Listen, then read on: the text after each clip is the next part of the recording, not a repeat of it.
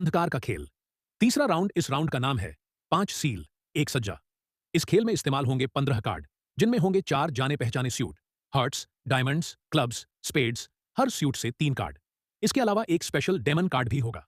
इन cards में से ही एक बन जाएगा ब्लैक कार्ड, जिसकी सूट को पहचानना ही इस गेम की असली चुनौती है। खेल के नियम काफी स्ट्रेटेजिक हैं।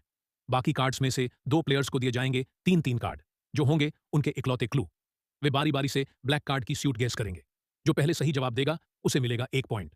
जो पहले 3 पॉइंट्स ले ले वही होगा विनर। शुरुआत में गेसिंग की संभावना होती है बस 20%, लेकिन जैसे जैसे राउंड्स बढ़ते हैं और जानकारी मिलती जाती है, सही अनुमान का चांस भी बढ़ता है। हर राउंड की शुरुआत में प्लेयर्स ये तय कर सकते हैं कि वे कितने कार्ड दिखाना चाहेंगे। कोई कार्ड रिवील करने पर उन्हें मिलते हैं कुछ नए सीक्रेट क्लूज। ये एक तरह का एक्सचेंज है, कुछ जानकारी देना और बदले में कुछ हासिल करना। अब खेल शुरू होता है। पहला टर्न मिला उस खिलाड़ी को जिसने सबसे पहले ये डेमन गेम शुरू किया था।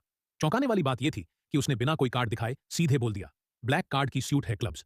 उसका ये कॉन्फिडेंट बट अचानक बोलना सामने वाले को थोड़ा हिला गया, लेकिन उसने तुरंत क्लब्स को अपनी लिस्ट से हटा दिया और संभावनाएं अब 25% पर आ गईं।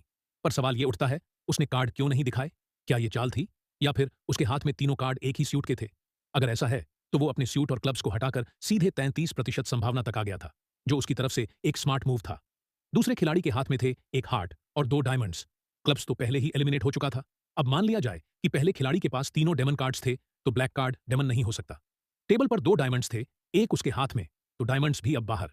अब बचते हैं हार्ट्स और स्पेड्स, मतलब 50% चांस। लेकिन किस्मत ने थोड़ा दगा दिया। जिसे वो सही समझ रहा था वो गलत निकला। पहले खिलाड़ी ने जो गैस किया था वो किसी ने सोचा भी नहीं था। उसने बिना कोई कार्ड दिखाए विरोधी को पूरी तरह कंफ्यूज कर दिया। अब दूसरे राउंड में सामने वाला कोई गलती नहीं दोहराना चाहता।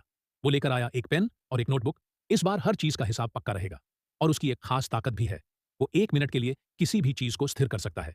उसने इसी ताकत का इस्तेमाल कर अपने 3 कार्ड फ्रीज कर दिए और नए 3 कार्ड लिए बिना कुछ रिवील किए। उधर पहला खिलाड़ी अब कुछ कार्ड दिखाता है, कहता है 3 अलग अलग सूट्स हैं, किसी को पता भी चल जाए तो फर्क नहीं पड़ता। लेकिन उसने एक बड़ी गलती पकड़ ली।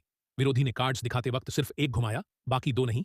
और बस एक ही सूट ऐसा है जिसे घुमाने की जरूरत नहीं पड़ती, डायमंड्स। साफ हो गया कि वे दोनों कार्ड डायमंड्स हैं।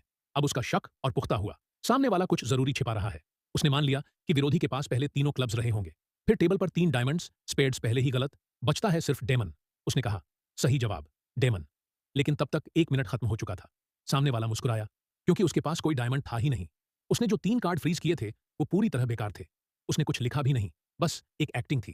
ये पूरा सेटअप ही एक ट्रैप था। आखिरकार उसने सारे क्लूज एनालाइज करके जवाब दिया। जवाब है डायमंड्स। बिल्कुल सही। स्कोर हो गया 1-1। अब यह साफ हो चुका है कि यह खेल सिर्फ लॉजिक का नहीं, बल्कि परफॉर्मेंस और ट्रस्ट का भी है। और अब दोनों खिलाड़ी ये बात पूरी तरह समझ चुके हैं।